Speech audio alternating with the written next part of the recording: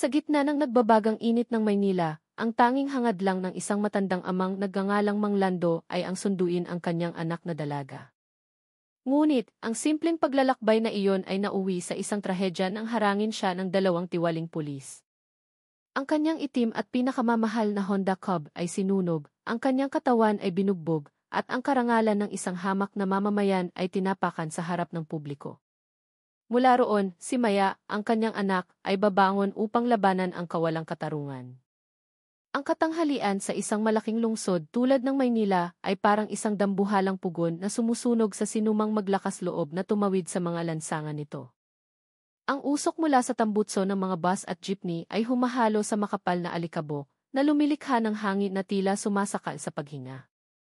Samantala, ang ingay ng mga busina ng sasakyan ay walang tigil na nagsasagutan, isang simponya ng kaguluhan. Sa gitna ng lahat ng iyon, isang matandang lalaki na nagngangalang Mang Lando ang nanatiling tapat sa pagmamaneho ng kanyang luma at itim na Honda Cub. Luma na ang motor. Ang pintura nito ay kupas na sa ilang bahagi at may mga kalawang nang sumisibol sa mga gilid. Ngunit para kay Mang Lando, ang motor na iyon ay isang simbolo ng kanyang pakikibaka sa buhay, isang tapat na kasama sa loob ng 30 taon. Gamit ang kanyang payat na katawan at ang kulubot na mukha na binabasa ng pawis, buong tatag niyang minanyobra ang sasakyan patungo sa paaralan ng kanyang anak na si Maya.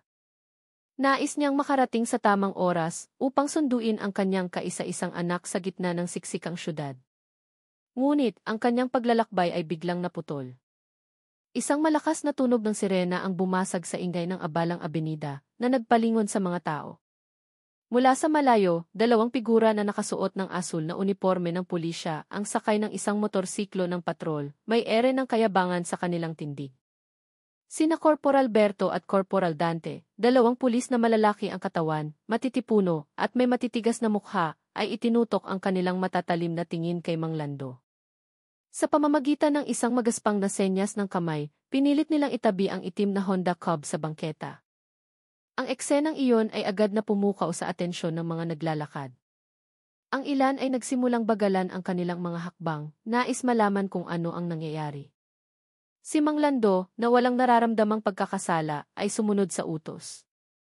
Itinabi niya ang kanyang motor sa gitna ng mga taong nag-uusisa. Ang init ng hangin ay lalong tumindi. Ang pawis ay malakas na tumutulo mula sa kanyang noo, ngunit sinubukan niyang manatiling kalmado. Samantala, bumaba sina Berto at Dante na may mabibigat na hakbang. Ang kanilang matatangkad at malalaking pangangatawan ay nagdagdag sa kanilang nakakatakot na presensya. Naglakad sila palapit na parang dalawang higanting handang manila. Ang aroganting tingin ay malinaw na nakapaskil sa kanilang mga mukha, na para bang sigurado na sila na ang matandang lalaki ay magiging isang madaling target. Ang sitwasyon ay panandaliang tumahimik. Ang mga busina ng sasakyan ay naririnig pa rin sa malayo, ngunit sa puntong iyon, lahat ng mata ay nakatuon kay Mang Lando at sa dalawang tiwaling pulis. Ipinagsalikop ni Berto ang kanyang mga braso sa dibdib. Si Dante ay matalim na nakatitig na may nanlilisik na mga mata. Walang anumang pag-aalinlangan, agad silang tumayo sa harap ni Mang Lando, na naging dahilan upang siya ay mapalibutan. Tila ba ang isang matandang lalaki na mailuma at maliit na motor ay isang malaking kriminal na dapat litisin sa gitna ng daan. Ang bangketa na karaniwang lugar para sa mga naglalakad ay naging isang arena ng isang nakakakabang palabas, at ang mga mamamayan ng lungsod ang naging tahimik na saksi sa simula ng isang madilim na pangyayari. Si Mang Lando, na nagsisikap pa ring maging kalmado, ay binuksan ang kanyang lumang katad na pitaka gamit ang mga kamay na bahagyang nanginginig dahil sa pagod at init ng tanghali. Inabot niya ang kanyang lisensya at rehistro ng motor kay Berto. Lahat ng dokumento ay kumpleto at balido. Walang anumang mali. Magalang pa niya itong iniabot, umaasa na mabilis na matatapos ang inspeksyon. Ngunit ang mukha ni Berto ay hindi nagbago. Sa likod ng itim na salamin na nakadikit sa kanyang mga mata, malinaw na nakikita ang isang mapanlibak na saloobin. Tinanggap niya ang mga papeles bilang formalidad lamang, pagkatapos ay inikot ang kanyang ulo habang naghahanap ng ibang dahilan para mahuli ang matandang lalaki sa kanyang harapan. Dahan-dahang umiling si Berto, isang mapanuyang ngiti ang nabuo sa kanyang mga labi. Sa isang tono na puno ng pagkukunwari, sinabi niya ng malakas na si Mang Lando ay lumabag sa marka ng kalsada sa nakaraang kanto. Ang akusasyon ay tunog katawa-tawa. Walang saksi, walang ebidensya, tanging mga salitang walang laman na binitawan ng may buong kumpiyansa. Sa gitna ng ingay ng mga busina ng sasakyan, ang paratang ay tila pilit. Ang mga taong nanonood ay nagsimulang magbulungan. Ang ilan ay umiiling, naiintindihan na mayroong isang bagay na hindi tama sa inspeksyong ito. Si Dante, na nakatayo sa kanang bahagi, ay biglang humakbang pasulong. Sa isang malakas na boses na nakabibingi, sinigawan niya si Mang Lando na bumaba agad sa kanyang itim na Honda Cub. Ang kanyang sigaw ay ikinagulat ng ilang mga naglalakad. Mayroon pa ngang napatigil sandali para manood. Ang boses na iyon ay parang nakikipag-usap sa isang kilabot na kriminal, gayong ang nakatayo sa harap niya ay isang matandang lalaki lamang na mailumang motor. Si Mang Lando ay sandaling natigilan, nararamdaman na hindi siya tinatrato ng patas. Ngunit, upang maiwasan ang gulo, dahan-dahan siyang bumaba mula sa kanyang motor na may mukhang nagsisikap pa ring maging mapagpasensya. Ang dami ng tao ay lalong dumami. Ang mga taong dumadaan sakay ng motor at kotse ay nagdahan-dahan upang makita kung ano ang nangyayari. Mayroong ilan na naglakas loob na ilabas ang kanilang mga cellphone at lihim na nag-record. Lahat ng mata ngayon ay nakatuon kay Mang Lando na nakatayo sa ilalim ng nakakapasong sikat ng araw. Kaharap ang dalawang pulis na malalaki ang katawan na malinaw na naghahanap ng dahilan upang mang-api. Mula sa isang ordinaryong inspeksyon, ang kapaligiran ay naging isang entablado ng kawalang katarungan na ipinapalabas sa gitna ng lungsod, at si Mang Lando ay pinilit na gampanan ang papel ng isang biktimang walang magawa. Magaspang na inagaw ni Berto ang susi ng itim na Honda Cub ni Mang Lando, na para bang ito ay kanyang personal na pag-aari. Ang susi na laging hawak ni Mang Lando ay lumipat na ngayon ng kamay, hawak ng isang taong dapat sana ay nagpoprotekta sa mamamayan, hindi nagnanakaw ng kanilang mga karapatan. Sa isang mababang boses, ngunit puno ng kayabangan, binanggit ni Berto ang kondisyon para maibalik ang motor, 5,000 piso. Ang napakalaking halaga ay basta na lang binitawan sa gitna ng mainit na kalsada ng lungsod. Ang mga mamamayan na nanonood ay natahimik, hindi makapaniwala sa narinig na halaga para sa isang paglabag na hindi naman nangyari. Si Mang Lando ay sandaling natigilan. Ang 5,000 piso, para sa isang matandang tulad niya, ay hindi maliit na pera. Katumbas na iyon ang gastos para sa bigas, kuryente, at iba pang pangangailangan ng kanyang pamilya sa loob ng ilang linggo. Ang paratang na paglabag sa marka ng kalsada ay tila gawa-gawa lamang, lalo na sa ganitong kataas na multa. Ang kanyang mukha ay nagsimulang mamula, hindi lamang dahil sa sikat ng araw, kundi dahil sa kumukulong dugo na nagpipigil sa galit. Samantala, si Berto ay nakatayo lamang na may mayabang na tindig, na para bang ang pera ay hindi isang uri ng pangingikil, kundi kanyang karapatan. Idinagdag ni Dante ang pressure sa pamamagitan ng malakas na boses, inuulit ang utos na dapat magbayad agad si Mang Lando. Ang tono ng kanyang pananalita ay magaspang, matinis, na lalong nagpanginig sa mga tao sa paligid. May isang tindero sa bangketa na yumuko. May mga empleyado ng opisina na nagbubulungan, ngunit walang sinumang naglakas loob na magsalita. Alam ng lahat na ang paglaban sa mga otoridad ay katulad ng paghukay ng sariling libingan. Ngunit, hindi tulad nila, si Mang Lando ay tumayo ng tuwid. Matigas siyang umiling, tinanggihan ng harapan ang hiling. Hindi, wala akong kasalanan. Kumpleto ang mga papeles ko. Hindi ako magbabayad kahit isang sentimo. Sa wakas ay bumasag ang boses ni Mang Lando, malakas at matunog. Kahit na mahina ang kanyang katawan, sumabog ang kanyang emosyon, ngunit ang kanyang mga salita ay malinaw at puno ng paninindigan. Ang kanyang mukha ay namumula, ang kanyang mga kamay ay nakakuyom, at ang kanyang mga mata ay direktang nakatitig kay Berto. Hindi lamang siya tumatangging makikilan, kundi ipinagtatanggol din niya ang kanyang dignidad sa harap ng lahat ng tao. Ang sandaling iyon ay naging simula ng isang sagupaan sa pagitan ng isang hamak na mamamayan na naninindigan sa katotohanan laban sa dalawang otoridad na lasing sa kapangyarihan sa gitna ng syudad. Isang malakas na sampal mula sa kamay ni Dante ang dumapo sa mukha ni Mang Lando ng walang awa. Ang tunog ng iplak ay umalinggaw sa gitna ng kaguluhan ng trapiko na nagpatahimik sa mga tao sa paligid. Pumutok ang labi ni Mang Lando at sariwang dugo ang agad na dumaloy sa gilid ng kanyang bibig. Ang kanyang luma at puting helmet ay natanggal at gumulong sa mainit na aspalto. Ang kanyang mahinang katawan ay nawala ng balanse, ngunit sinubukan pa rin ni Mang Lando na tumayo ng tuwid. Ang kanyang mga mata ay nanginginig, pinipigilan ang sakit at ang matinding kahihiyan. Bago pa man siya makabawi, isang malakas na sipa ang pinakawalan ni Berto, patungo sa kanyang pinakamamahal na itim na Honda Cub. Ang lumang motor ay malakas na nayanig at pagkatapos ay bumagsak sa gilid ng bangketa. Ang bakal at katawan nito ay tumama sa sementadong sahig, na lumikha ng isang malakas na kalabog. Ang tunog na iyon ay umalinggaw sa pagitan ng mga pader ng matataas na gusali, na para bang inaanunsyo sa buong lungsod na isang kawalang katarungan ang ipinapalabas. Hindi doon tumigil si Berto. Tinapakan niya ang katawan ng Honda Cub na nakahandusay na may mukhang puno ng kasiyahan, na para bang dinudurog niya ang dignidad ng may-ari nito. Ang mga manonood ay lalong dumami. Ang mga naglalakad na noong una ay nag-uusisa lamang ay nagsimula ng itaas ang kanilang mga cellphone, nire-record ang bawat segundo ng pangyayari. Maririnig ang mga bulungan. Mayroong bumubulong sa galit, mayroong sumusumpa sa kanilang isipan. Ngunit, walang sinumang naglakas loob na humakbang pasulong. Ang takot sa asul na uniforme ay napakalakas pa rin. Ang mga tao ay maaari lamang maging mga saksi, habang ang dalawang otoridad na dapat sanang nagpapanatili ng kaayusan ay siya mismong nagpapahiya sa isang hamak na mamamayan sa harap ng publiko. Si Mang Lando, na nakatayo ng nanginginig, ay pinanood ang eksena na may pusong nagdurugo.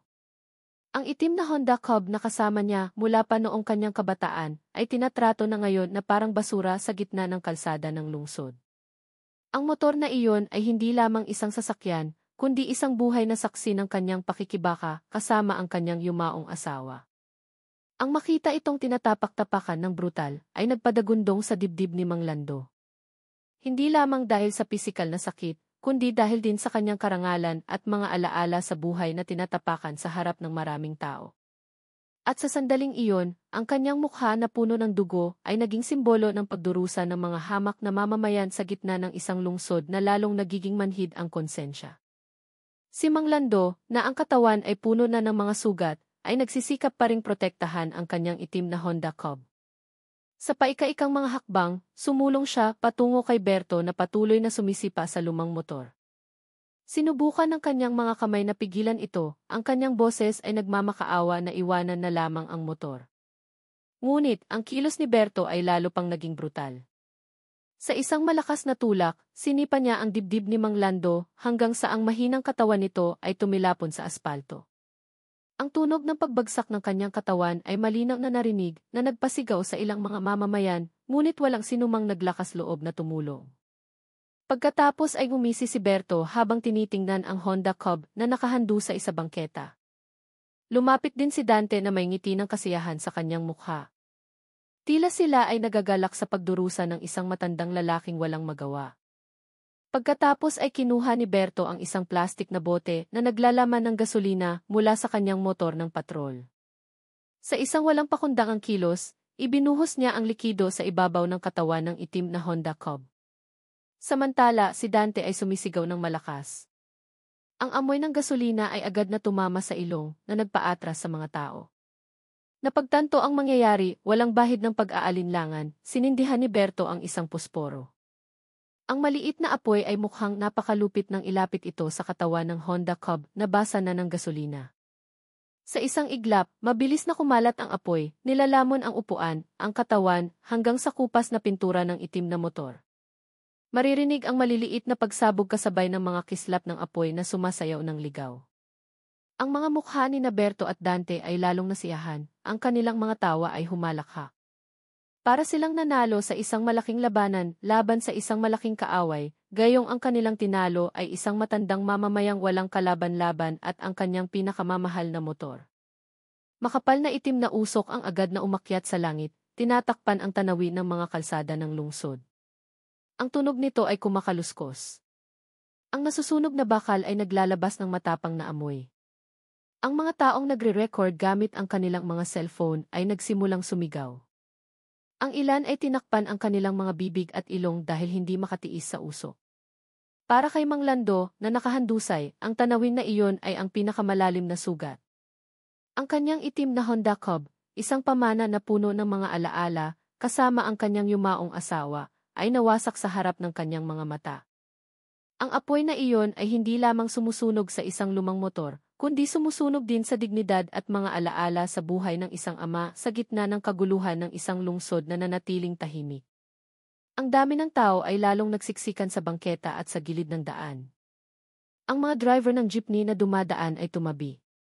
Ang mga tindero sa bangketa ay huminto sa paglilingkod sa mga mamimili.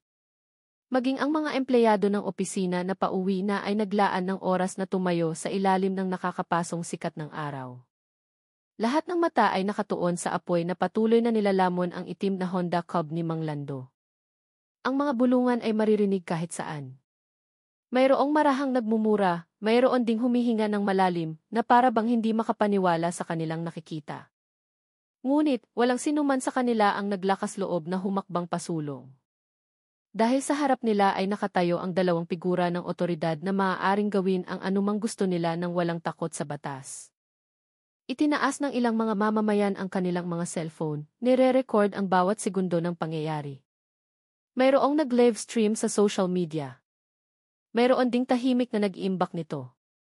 Ang mga recording na iyon ay naging malinaw na ebidensya. Ngunit kasabay nito ay nagpapakita rin kung paano ang mga mamamayan ay maaari lamang maging mga saksi, hindi mga tagapagpabago. Isang maliit na sigaw ang narinig. "Huwag niyo pong sunugin. Motor yan ng matanda." Ngunit ang boses na iyon ay agad na napatahimik, nalunod sa ilalim ng matalim na tingin ni Dante na lumingon sa direksyon ng mga tao. Sa isang iglap, ang mga tao ay muling tumahimik, tinakpan ang kanilang mga bibig sa takot. Ang apoy na dumidila sa itim na Honda Cub ay parang isang tunay na simbolo kung paano kayang tapakan ng kapangyarihan ng otoridad ang mga hamak na mamamayan ng walang awa. Ang natutunaw na bakal at natutuklap na pintura ay tila nagsasalaysay ng kapaitan ng buhay, na ang batas sa lungsod na ito ay hindi para sa mga mahihirap. Ang mga mamamayan na nanonood ay lubos na nauunawaan. Sa araw na iyon, hindi lamang isang lumang motor ang sinunog, kundi pati na rin ang dignidad ng mga hamak na mamamayan na isinakripisyo. Ang simbolo ng katarungan ay nawasak sa gitna ng lansangan, at walang sinumang opisyal ang lumitaw upang pigilan ito. Si Mang Lando ay nakahandusay pa rin sa aspalto. Ang kanyang katawan ay mahina. Ang kanyang mga mata ay nagluluha habang tinitingnan ang kanyang motor na nagiging baga. Ang mga mamamayan ay tumingin sa kanya ng may awa, ngunit pinigilan ng takot ang kanilang mga hakbang. Ang apoy ay patuloy na nagliliyab. Ang itim na usok ay tinakpan ang tanawin ng lungsod, na para bang binabalot ang konsensya na kasamang nasusunog sa itim na Honda Cub. Sa sandaling iyon, ang lungsod ay hindi lamang naging saksi, kundi naging kasabwat din sa pagkakasala, dahil hinayaan nitong manatili ang isang mapang-aping kapangyarihan sa ibabaw ng pagdurusa ng isang hamak na mamamayan. Sa eskwelahan, ang maingay na silid-aralan ay biglang tumahimik para kay Mayanang tumunog ang kanyang cellphone. Mula sa kabilang linya, isang nag-aalalang boses ng kapitbahay ang nagbalita na ang kanyang ama ay kabubugbog lamang ng mga pulis sa kalsada. Ang mga salitang iyon ay tumusok sa tainga ni Maya na parang kutsilyo. Ang kanyang mukha ay agad na namutla. Ang kanyang mga kamay ay nanginginig habang hawak ang cellphone. Hindi siya makapaniwala. Ang isang ama na araw-araw ay puno ng pagmamahal na sumusundo sa kanya, gamit ang lumang itim na Honda Cub, ay sinasabing nakahandusay na ngayon sa kalsada. Walang pag-aalinlangan, tumakbo si Maya palabas ng kanyang upuan sa paaralan. Ang kanyang mga kaibigan ay natahimik lamang habang pinapanood siyang lumabas na may mukhang puno ng pag-aalala. Sa hingal na paghinga, agad niyang pinara ang isang jeepney sa harap ng tarangkahan ng paaralan. Habang nakaupo sa nanginginig na upuan dahil sa baku-bakong kalsada, ang puso ni Maya ay kumakabog ng mabilis at hindi mapigilan. Mahigpit niyang kinuyom ang kanyang asul na palda. Ang kanyang isipan ay puno ng masasamang imahe tungkol sa kanyang ama. Ang ingay ng mga busina ng sasakyan at ang sigaw ng konduktor ng jeepney na naghahanap ng mga pasahero ay tila naglaho sa kanyang pandinig. Tanging ang pagkabalisa ang patuloy na umiikot. Bawat segundo ng paglalakbay patungo sa ospital ay parang napakatagal. Ang mukha ng kanyang ama ay malinaw na nakikita sa kanyang isipan, puno ng malambing na ngiti na ngayon ay kinatatakutan niyang napalitan na ng mukhang puno ng mga sugat. Ang kanyang tingin ay blanko, tumatago sa maalikabok na bintana ng jeepney, nakikita ang matataas na gusali ng lungsod na matatag na nakatayo. Ngunit para sa kanya sa araw na iyon, lahat ay tila malamig at walang pakialam. Kinagat ni Maya ang kanyang labi, pinipigilan ang mga luha na gustong pumatak. Ngunit habang lalo niyang pinipigilan, lalo namang sumisigaw ang kanyang puso. Pagdating sa harap ng ospital, halos matumba si Maya habang bumababa sa jeepney dahil sa pagmamadali. Ang kanyang hininga ay humahabol, ang pawis ay humahalo sa mga luha na nagsimula ng dumaloy. Tumakbo siya sa pintuan ng emergency, tinatawid ang amoy ng mga gamot na tumutusok sa ilong.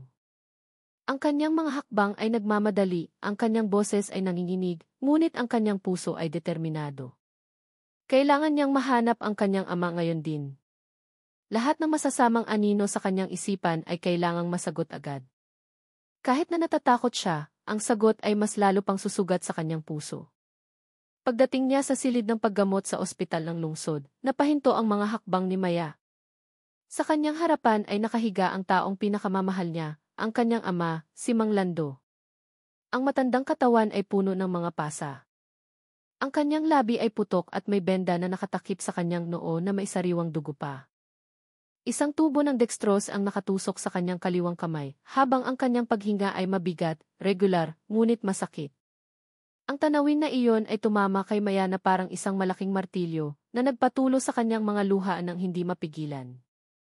Isang ama na lagi niyang kilala na puno ng pagmamahal, ay naging biktima ngayon ng kalupitan ng mga otoridad na dapat sanang nagpoprotekta. Sa isang paos at mahinang boses, sinimula ni Mang Lando na ikwento ang lahat ng kanyang naranasan. Ang kanyang mga salita ay putol-putol. Paminsan-minsan ay umuubo siya dahil sa pagpipigil sa sakit. Ngunit nang may buong determinasyon, ipinagpatuloy pa rin niya. Na para bang ayaw niyang may makaligtaang detalye. Ikinuwento niya kung paano siya pinahinto ni Berto at Dante sa gitna ng lungsod, kung paano sila gumawa ng mga peking akusasyon hanggang sa wakas ay kinikilan at binugbog siya. Sa kasukdulan, sa isang mahinang boses, inilarawan niya kung paano ang kanyang pinakamamahal na itim na Honda Cub ay binuhusan ng gasolina at sinunog sa harap ng kanyang mga mata. Na para bang ang kanyang dignidad ay ipinahiya sa harap ng buong lungsod. Nakikinig si Maya na may nanginginig na katawan. Mahigpit niyang hinawakan ang kamay ng kanyang ama. Ang mga luha ay walang tigil na dumadaloy, ngunit sa likod ng pag-iyak na iyon, may isa pang apoy na nagsimulang magliyab. Isang apoy ng galit na hindi mapapatay ng kalungkutan. Bawat salita ng kanyang ama ay naging gasolina, bawat sugat na nakikita niya ay naging baga na nagpapalakas. Ang kanyang puso ay umuugong, hindi na lamang umiiyak sa pagdurusa ng kanyang ama, kundi humihingi rin ng ganti sa kalupitang ginawa ng dalawang otoridad na iyon. Nang matapos ni Mang Lando ang kanyang kwento ng mahina, tiningnan niya ang kanyang anak na may mga matang nagluluha. Anak, huwag kang matakot. Sila man ay makapangyarihan, pero ang katotohanan ay nasa panig natin. Ang pangungusap na iyon ay tumatak sa puso ni Maya, naging isang panunumpa. Ang pag-iyak sa kanyang mukha ay napalitan ngayon ng isang matalim na tingin. Mula sa sandaling iyon, hindi na lamang siya isang anak na nag-aalaga sa kanyang ama sa ospital, kundi isa ring saksi at mandirigma na hihingi ng katarungan para sa kanyang ama at para sa bawat hamak na mamamayan na inaapi ng kapangyarihan. Sa mabilis na mga hakbang at pusong puno ng determinasyon, naglakad si Maya patungo sa malaking istasyon ng pulisya na matatag na nakatayo sa sentro ng lungsod. Ang gusali ay mukhang marangya na may mga pader na kulay matingkad na asul, mataas na may simbolo ng bansa na buong pagmamalaking nakapaskil sa harapan. Mula sa labas, ang gusali ay parang isang kuta ng katarungan kung saan ang mga mamamayan ay naghahanap ng proteksyon. Ngunit sa mata ni Maya, ang karangyaan na iyon ay salungat sa mapait na katotohanang dinanas ng kanyang ama. Nararamdaman niya na ang gusali ay mas katulad ng isang makapal na pader na nagtatakip sa kalupitan, hindi isang tahanan ng batas na nagpoprotekta sa katotohanan. Pagpasok niya sa bakuran ng istasyon, ang mga tingin ng mga tao ay agad na napunta sa kanya. Ang puti at asul na uniforme na suot pa rin niya mula sa paaralan ay naging saksi na siya ay dumating hindi bilang isang kriminal, kundi bilang isang anak na humihingi ng katarungan para sa kanyang ama. Ang kanyang mukha ay namamagapa, ngunit ang kanyang mga mata ay matalim at puno ng galit. Ang kanyang mga hakbang ay matatag, hindi nanginginig kahit na sa paligid niya ay maraming ibang pulis na tumitingin ng may panunuya. Tinahak niya ang mahabang pasilyo ng istasyon patungo sa pangunahing silid na may pakiramdam na para siyang pumapasok sa pugad ng mga lobo. Sa harapang mesa, tinanong niya ng malakas ang kinaroroonan ni Berto at Dante. Ngunit ang sagot na natanggap niya ay malamig at nakakadismaya. Ang dalawa ay wala sa istasyon. Kumunot ang noo ni Maya, naggangalit ang kanyang mga ngipin. Hindi siya basta-basta naniwala. Para sa kanya, ang kanilang pagkawala ay isang senyales na sila ay nagtatago, tumataka sa responsibilidad. Ang kanyang galit ay lalo pang tumindi. Ang kanyang mga kamay ay nakakuyom sa gilid ng kanyang katawan, ang kanyang paghinga ay humahabol. Habang ang kanyang isipan ay umiikot na puno ng mga tanong, sinasadya bang protektahan ng ganito kalaking istasyon ng pulisya ang dalawang tiwaling opisyal na sumira sa buhay ng kanyang ama? Ang pagkadismaya na maihalong galit ay nagpasikip sa kanyang dibdib. Tumayo si Maya sa gitna ng silid, tinitingnan ang paligid. Ang ibang mga pulis ay naglalakad-lakad. Ngunit walang sinumang nagpakita ng pakialam sa kanyang pagdurusa. Pakiramdam niya ay maliit siya sa gitna ng marangyang gusali na iyon, ngunit ang kanyang determinasyon ay nanatiling matatag. Kung sa araw na ito ay hindi niya mahanap sina Berto at Dante, patuloy siyang hihingi ng katarungan, patuloy na hahabulin. Dahil para kay Maya, ang katarungan ay hindi isang bagay na maaaring ipagpaliban. Dumating siya hindi para humingi ng awa, kundi para ipakita na kahit ang isang hamak na mamamayan ay maaaring tumayo at labanan ang kalupitan kahit nag-iisa. Habang ang tensyon sa silid ng serbisyo ay tumitindi, lumitaw ang isang figura na may otoridad na nakasuot ng kumpletong uniforme. Ang mga tanda ng ranggo ay malinaw na nakakabit sa kanyang dibdib. Siya si Police Colonel Salvador, ang hepe ng pulisya sa lungsod na iyon. Ang kanyang mga hakbang ay mabagal, ngunit puno ng bigat. Bawat taong nakakakita sa kanya ay agad na nagbibigay daan. Ang aura na dala niya ay tila nais ipakita na siya ang pinakamataas na pinuno sa loob ng gusaling iyon. Si Maya, na nakatayo pa rin na may namumulang mukha, ay agad na lumingon, tinitingnan ang figura na papalapit na may pinaghalong galit at pag-asa. Nagsalita si Colonel Salvador sa isang kalmadong tono, na para bang nais niyang pawiin ang apoy na nagsimula ng magliyab. Binati niya si Maya sa isang malambing na boses, sinusubukang magpakita ng empatya sa isang diplomatikong tono. Nangako siyang sasagutin ang lahat ng gastos sa ospital ng kanyang ama. Para sa ilan, iyon ay parang isang solusyon, isang mabuting pangako mula sa pinuno ng pulisya. Ngunit para kay Maya, ang mga salitang iyon ay tunog walang laman, malamig at puno ng pagkukunwari. Ang pangakong iyon ay parang isang murang band-aid na idinikit sa ibabaw ng isang malalim na sugat. Higit pa sa mga salita, ang tingin ni Colonel Salvador ay nagparamdam kay Maya ng hindi komportable. Ang kanyang mga mata ay direktang nakatingin, ngunit ang kanyang tingin ay puno ng pagdududa at misteryo. Mayroong isang hindi malinaw na kislap na nagpapahiwatig na mas marami siyang alam kaysa sa sinasabi niya. Nararamdaman ni Maya na ang figura na nakatayo sa harap niya ay hindi isang taong tunay na nagmamalasakit, kundi isang taong nagsisikap na pagtakpan ang isang bagay. Bawat segundo ng tingin na iyon ay lalong nagpakumbinsi kay Maya. Sa likod ng kalmadong mukha na iyon ay nakatago ang isang malaking sikreto na ayaw mabunyag. Dahan-dahang tumango si Maya, ngunit tinanggihan ng kanyang puso na maniwala. Napagtanto niya na mayroong isang mas malaking laro ng politika. Mayroong isang pader ng kapangyarihan na nagpoprotekta kina Berto at Dante. Nilunok niya ang mapait na matatamis na salita, ngunit ang panunumpa sa kanyang puso ay lalo pang tumibay. Hindi siya hihinto sa isang pangako lamang ng bayad pinsala. Mag-iimbestiga siya ng mas malalim, ibubunyag ang katotohanang sinusubukang ibaon ng mga taong nakauniporme.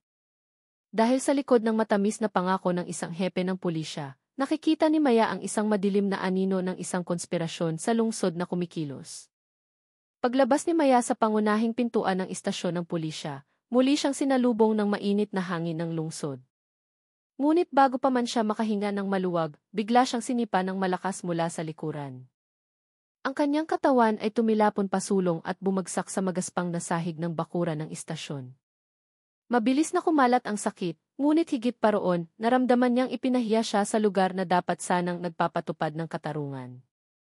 Isang mapanuyang tawa ang malinaw na narinig at nang lumingon siya, nakita niya si Dante na nakatayo na may mabangis na mukha. Ang kanyang mga kamay ay nakakuyom na para bang hinahamon siyang ipagpatuloy ang pag-atake. Hindi doon tumigil, agad na sumulong si Berto, marahas na hinila ang kamay ni Maya, at pagkatapos ay kinaladkad ang kanyang katawan palabas ng bakod ng istasyon ng pulisya. Ang kanyang asul na palda ay nadumihan ng alikabok at mga bato sa bakuran. Nagulat ang mga tao sa labas ng bakod nang makita ang eksena. Sa gitna ng maingay na trapiko ng lungsod, isang estudyante ng high school ang tinatrato na parang isang kilabot na kriminal. Gayong siya ay isang anak lamang na humihingi ng katarungan para sa kanyang ama. Nagsimulang marinig ang mga bulungan sa gitna ng mga mamamayan na nagtipon sa kabilang kalsada. Ilan pa nga ay itinaas ang kanilang mga cellphone upang i-record ang pangyayari. Walang pakialam sina Berto at Dante sa mga tingin ng mga tao. Sinampal, sinipa, at binugbog nila si Maya sa harap ng publiko. Sa malakas na boses, sumigaw si Dante na ito ay isang babala sa sinumang maglakas loob na labanan ang sistema. Idinagdag ni Berto ang isang malamig na banta na ang bawat hamak na taong susubok na labanan ang otoridad ay magtatapos tulad ni Maya. Ang mga salitang iyon ay binitawan ng malakas, na para bang nais nilang bigyang diin na maaari nilang gawin ang anumang gusto nila nang walang takot sa mga kahihinatnan.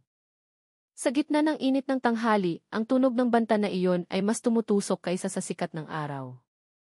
Umuwol si Maya sa sakit, ang kanyang katawan ay puno ng mga sugat at pasa. Ngunit, sa kanyang puso, lalong nagliyab ang apoy ng galit. Kahit na binugbog at ipinahiya sa harap ng publiko, hindi niya tiningnan ang kahihiyan bilang isang pagkatalo. Sa halip, mula sa brutal na pagtrato na iyon, natagpuan niya ang tunay na ebidensya na bulok na ang sistema. Ang sakit sa kanyang katawan ay naging baga sa kanyang kaluluwa. Ang kanyang tingin na noong una ay puno ng takot ay dahan-dahang naging matalim, nagliliyab at puno ng paglaban. Maaaring bumagsak siya sa araw na iyon, ngunit ang kanyang determinasyon na bumangon ay matatag nang nakatanim sa harap ng lahat ng mga saksi. Sa katawang puno ng sugat at mukha na nababalot ng alikabok, dahan-dahang bumangon si Maya mula sa lupa. Humihingal siya, ngunit nagbago ang kanyang tingin. Ang mga mata na dati malamlam ay ngayon nagliliyab ng matalim. Tila may isang nagbabagang apoy na bumangon mula sa kanyang kalooban. Bawat taong nakasaksi ay naramdaman ang pagbabagong iyon. Ang dalagang kanina itinatrato bilang biktima ay ngayon nakatayo na may ibang aura. Ang mga sugat sa kanyang katawan ay hindi na tanda ng kahinaan, kundi patunay ng isang pakikibaka na nagbigay sa kanya ng bagong lakas. Mayabang na sumugod si Berto, iniisip na wala nang magagawa ang dalaga. Ngunit bago pa man siya makasigaw, isang malakas na suntok ang pinakawalan ni Maya sa kanyang mukha. Malinaw na narinig ang tunog ng pagtama na nagpatumba sa malaking katawan ni Berto sa lupa. Nagulat ang mga nanonood na mamamayan. Ilan pa nga ay napasigaw sa pagkabigla. Ang pulis na malaki ang katawan na karaniwang nang aapi sa mga mamamayan ay ngayon ay bumagsak sa isang suntok lamang mula sa isang estudyante ng high school. Ang tanawin na iyon ay nagpatahimik sa mga tao. Pagkatapos ay dahan-dahang nagsimulang marinig ang maliliit na sigawan mula sa mga tao. Si Dante, na nakita ang kanyang kasamahan na nakahandusay, ay agad na sumugod ng may galit. Ngunit si Maya, na may nakakagulat na lakas, ay hinawakan ang malaking katawan nito at itinaas. Lahat ng mamamayan ay napigil ang hininga, hindi makapaniwala sa kanilang nasasaksihan. Sa isang kilos na puno ng lakas, ibinalibag ni Maya si Dante sa bakod ng istasyon ng pulisya. Ang tunog ng bakod ay malakas na umugong. Ang matibay na bakal ay malakas na nayanig. Nakahandusay ang katawan ni Dante, umuungol sa sakit, hindi na makatayo ng mayabang tulad ng dati. Ang eksenang iyon ay agad na nagpabaliktad sa sitwasyon, mula sa biktima ay naging tagapagtanggol. Ang dami ng mga mamamayan ay sumabog sa sigawan. Sumigaw sila, naghiyawan, at ilan pa nga ay itinaas ang kanilang mga kamay bilang suporta kay Maya. Ang mga kamera ng cellphone na nagre-record ng pangyayari ay patuloy na nakabukas, inilalarawan ang sandali ng pagbangon. Isang dalagang tumangging yumuko sa kawalang katarungan. Sa harap ng lahat ng mga saksi, hindi lamang ipinagtanggol ni Maya ang kanyang sarili, kundi naging simbolo rin siya ng paglaban ng mga hamak na mamamayan laban sa arogansya ng kapangyarihan. Sa araw na iyon, sa bakuran ng istasyon ng pulisya, isinilang ang isang malakas na boses mula sa isang biktima na naglakas loob na sabihing ang biktima ay hindi laging talo. Nang gabing iyon, pagkatapos ng nakakagulat na pangyayari sa bakuran ng istasyon ng pulisya, mag-isang nakaupo si Maya sa silid ng ospital kung saan ginagamot ang kanyang ama. Ang malamlam na ilaw ng neon ay nagbibigay liwanag sa kanyang mukha na puno pa rin ng mga pasa. Nanginginig ang kanyang mga kamay nang mag-vibrate ang kanyang cellphone, senyales na may pumasok na mensahe. Nang buksan niya, isang maikling pangungusap ang bumulaga sa kanyang isipan. Malinaw na nakasulat, sina Berto at Dante ay mga piyon lamang. Ang itim na Honda Cub ay hindi lamang isang motor. Nanlaki ang mga mata ni Maya, kumabog ng mabilis ang kanyang dibdib. Ang mensahe ay hindi nagmula sa kung sinong tao lamang, kundi mula sa isang taong mas maraming alam tungkol sa madilim na sikreto sa likod ng pangyayari kaninang tanghali. Natigilan si Maya habang tinitingnan ang screen ng kanyang cellphone na maihalo-halong galit at pagkalito.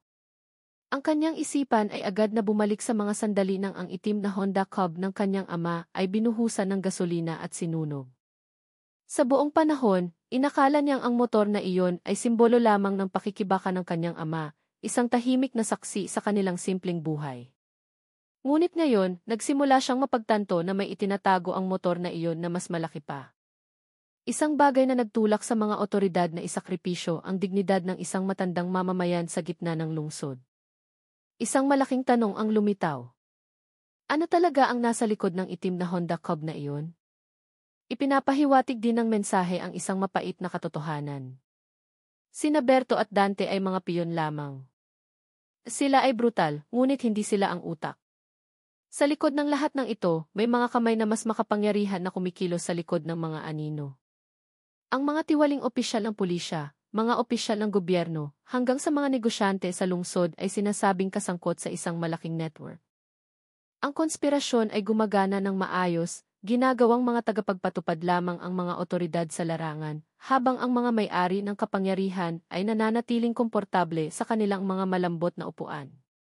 Napagtanto ni Maya na ang kaaway na kanyang kinakaharap ay hindi lamang dalawang tiwaling pulis, kundi isang sistema na mas malawak at mapanganib.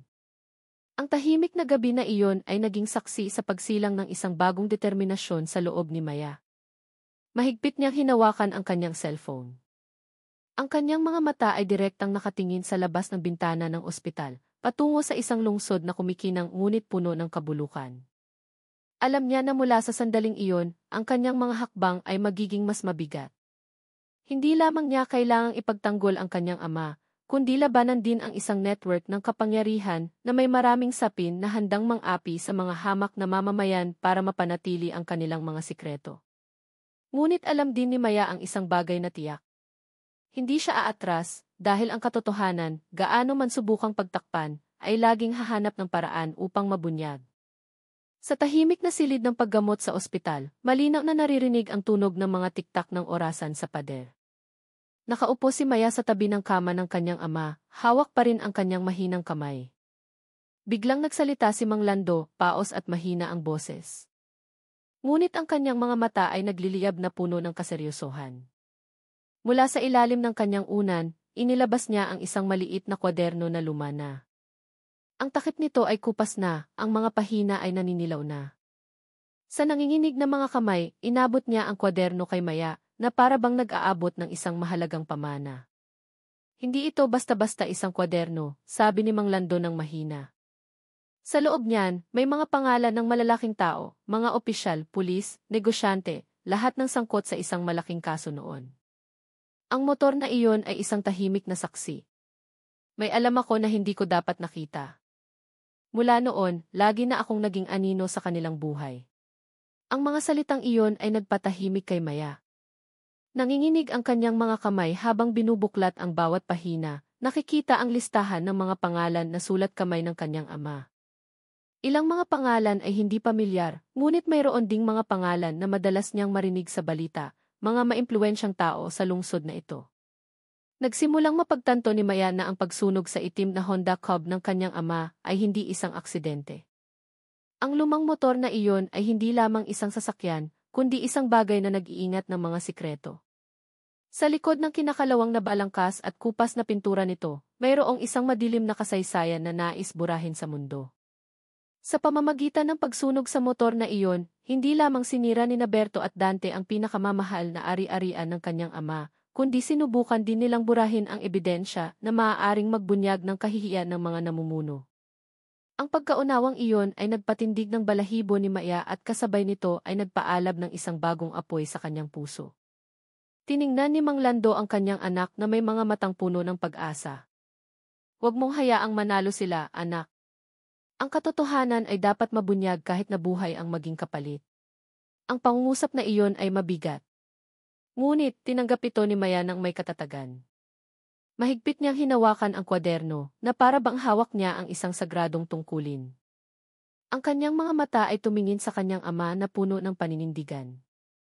Doon, nanumpa siya sa kanyang sarili na ipagpapatuloy niya ang laban na ito. Kahit na ang kanyang kinakaharap ay isang matibay na pader ng kapangyarihan, naniniwala siyang bawat pader ay mailamat at sa pamamagitan ng kwadernong ito, sisimulan niyang wasakin ito. Habang si Maya ay abala pa sa mga pahina ng lumang kwaderno, biglang kumurap-kurap ang mga ilaw sa ospital at pagkatapos ay tuluyang namatay. Huminto ang tunog ng aircon, dumilim ang monitor ng pasyente, at ang silid ay biglang binalot ng kadiliman. Tanging ang manipis na liwanag mula sa labas ng bintana ang pumasok, na nagdagdag sa nakakatakot na kapaligiran. Sa sandaling iyon, nakaramdam si Maya ng masamang kutob. Huminto sandali ang kanyang paghinga. Mahigpit niyang hinawakan ang kwaderno, na para bang iyon lamang ang kanyang reserbang buhay. Ang kapaligiran ng ospital na noong una ay tahimik ay naging isang madilim na pasilyo na puno ng takot. Mula sa malayo, narinig ang mabibigat na hakbang na papalapit. Ang tunog ng mga bota na tumatama sa sahig ng koridor ay regular at mapanlinlang. Pagkatapos ay lumitaw ang mga figura na matitipuno ang katawan na nakasuot ng madilim na uniforme ng pulisya. Ang kanilang mga mukha ay natatakpan ng itim na maskara. Walang anumang sinabi, pumasok sila sa silid ng mabilis. Nagulat si Maya, sinubukang tumayo upang harangin sila, ngunit mahina ang kanyang katawan. Sa isang iglap, dalawa sa kanila ang agad na humawak sa katawan ni Mang Lando na mahinang nakahiga sa kama. Walang awa, kinalagkad nila siya palabas sa madilim na pasilyo. Huwag, sigaw ni Maya na may basag na boses. Ang kanyang mga mata ay basa ng luha at galit. Tumakbo siya upang habulin sila, ngunit isa sa mga pulis na nakamaskara ang tumulak sa kanya hanggang sa tumama ang kanyang katawan sa pader. Halos matanggal ang kwaderno sa kanyang kamay. Ngunit, nagawa niyang hawakan ito ng mahigpit. Sa kadiliman, tanging ang anino ng kanyang ama na kinakaladkad ang nakikita ni Maya. Ang mahinang katawan ay walang magawa. Ang kanyang mga iyak at sigaw ay umalinggaw-ngaw, ngunit walang sinumang nurse o doktor ang naglakas loob na lumapit. Lahat ay parang natigilan na parabang nakulong sa parehong takot. Nang muling tumahimik ang pasilyo, napaupo si Maya. Ang kanyang katawan ay nanginginig ng husto. Tumingin siya sa sahig at doon ay may nakalatag na isang bagay. Ang itim na helmet ng Honda Cub ng kanyang ama, puno na ngayon ng sariwang dugo. Kinuha niya ito na may nanginginig na mga kamay. Ang kanyang dibdib ay umuugong ng husto.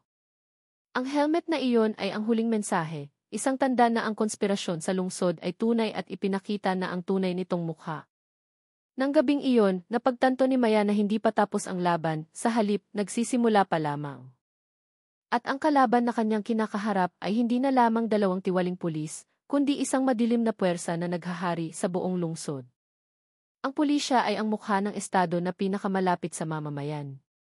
Sa tuwing ang lipunan ay nahaharap sa mga problema, mula sa usapin ng seguridad hanggang sa kaligtasan, ang mga otoridad ng pulisya ang unang dumarating. Dahil dito, muling pinagtitibay ng kapulisan ang kanyang pangako. Ang pulis ay dapat maging tagapagtanggol, tagapag-alaga, at lingkod ng mamamayan. Ang tungkuling iyon ay hindi lamang isang islogan, kundi isang tungkulin na nakakabit sa bawat asul na unipormeng isinusuot.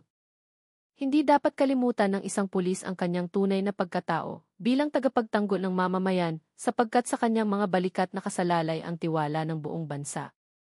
Ang pangakong ito ay nangangailangan na ang bawat kilos ng otoridad sa larangan ay nakabatay sa batas, etika, at pakikipagkapwa-tao. Walang lugar para sa pang-aabuso, walang lugar para sa arogansya. Ang isang pulis, gaano man kaliit ang kanyang kilos, ay sumasalamin sa mukha ng mas malaking institusyon. Kung siya ay kumilos ng magaspang, masisira ang imahe ng buong kapulisan. Sa kabilang banda, kung siya ay dumarating na may makataong sa loobin, tumutulong ng walang hinihintay na kapalit, muling sisibol ang pag-asa sa batas. Iyon ang dahilan kung bakit ang batas at etika ay dapat maging pangunahing gabay sa bawat hakbang. Higit pa rito, dapat maunawaan ng pulisya na ang lipunan ay hindi kaaway, kundi kapatid na dapat protektahan. Ang mga otoridad ay inaasahang dumating hindi na may mabangis na mukha na nakakatakot, kundi na may magiliw na saloobin na nagpapakalma. Ang presensya ng pulisya sa mga kalsada, sa mga palengke, sa mga terminal, o sa mga nayon ay dapat magdala ng pakiramdam ng kaligtasan, hindi ng pag-aalala. Ito ang tunay na kahulugan ng salitang mag-alaga, na nagpaparamdam sa mga hamak na mamamayan na mayroon silang tagapagtanggol, hindi kalaban. Sa ganitong paraan, ang agwat sa pagitan ng pulisya at ng mamamayan ay mawawala, mapapalitan ng isang pakiramdam ng pagtitiwala sa isa't isa. Ang pangako na mag-alaga at magprotekta ay nangangahulugan din ng kahandaang isakripisyo ang mga personal na interes para sa kapakanan ng mas malawak na lipunan. Ang tunay na pulis ay yaong mga naglalakas loob na tumayo sa harapan kapag ang mamamayan ay nasa panganib, yaong mga handang magtiis sa init ng araw, sa lamig ng gabi, at maging sa banta sa buhay para mapanatili ang kaligtasan ng lahat. Iyon ang tunay na tawag ng isang lingkod bayan. Sa isang pare-parehong pangako, ang pulisya ay hindi lamang magiging tagapagpatupad ng batas, kundi magiging kaibigan din ng mamamayan na laging inaabangan ang presensya sa gitna ng lipunan. Ang pangako ng kapulisan ay hindi hihinto sa matatamis na salita lamang, kundi isa sa katuparan sa pamamagitan ng mga konkretong hakbang tulad ng isang komprehensibong pagsusuri. Bawat kilos ng otoridad sa larangan ay mahigpit na babantayan at bawat paglabag ay parurusahan ng walang kinikilingan. Wala nang lugar para sa mga tiwaling opisyal na magtago sa likod ng uniporme dahil ang panloob na disiplina ay mahigpit na ipatutupad. Ang mga pulis na lumalabag sa etika at batas ay lilitisin. Sapagkat naunawaan ng institusyong ito na ang isang taong nagkakamali ay maaaring magpabagsak sa tiwala sa buong kapulisan. Ang pagpapabuti ay isasagawa rin sa pamamagitan ng isang mas moderno at transparent na sistema ng pagbabantay. Ang paggamit ng teknolohiya, ang pakikilahok ng mamamayan, hanggang sa mga bukas na channel ng reklamo ay palalakasin upang direktang masubaybayan ng mamamayan ang pagganap ng kapulisan.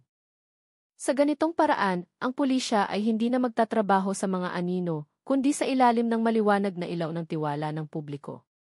Ang pagiging bukas sa impormasyon ay susi upang malaman ng lipunan na ang mga otoridad ay tunay na nagtatrabaho para sa kanila, hindi para sa interes ng isang grupo o individual. Ang transparency na ito ay hindi lamang isang formalidad, kundi isang tunay na hakbang upang maibalik ang tiwala ng publiko. Ang lipunan ay may karapatang malaman kung paano tinatrato ang mga kaso, kung hanggang saan ang proseso ng batas, at kung paano pinapanagutan ng mga otoridad ang kanilang mga kilos. At sa pamamagitan ng pagbubukas ng sarili sa mamamayan, ipinapakita ng pulisya na hindi sila immune sa kritisismo. Sa halip, ang kritisismo na iyon ang magiging gasolina upang mapabuti ang sarili at palakasin ang integridad. Sa panahon ng pagiging bukas, dapat matutunan ng pulisya na tumayo ng kapantay ng mamamayan, hindi sa itaas ng mamamayan. Ang huling layunin ay malinaw, ang maghatid ng tunay at nararamdamang katarungan. Nais ng pulisya na burahin ang imahe bilang mga hari ng kalsada at bumalik sa tunay na pagkatao bilang tagapag-alaga ng lipunan. Sa pamamagitan ng matibay na panloob na disiplina at pinananatiling transparency, umaasa ang pulisya na muling mapapalago ang tiwala ng publiko na minsang nawala. Dahil sa huli, ang lakas ng pulisya ay hindi nasusukat sa kung gaano kalakas silang mang-api, kundi sa kung gaano kalaki ang tiwala ng mamamayan